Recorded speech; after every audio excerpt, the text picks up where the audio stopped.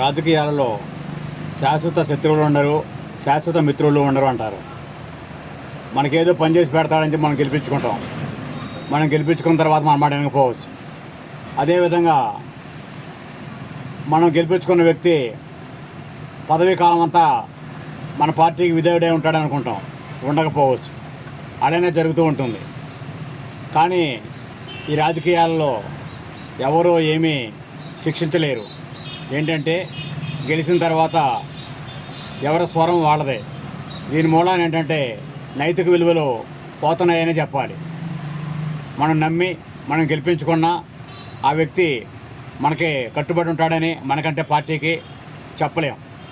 ఒకరు కులం మతం రాజకీయం లేదంటారు, వేరొకళ్ళు మన పార్టీ వాళ్ళకి పనిచేయాలంటారు.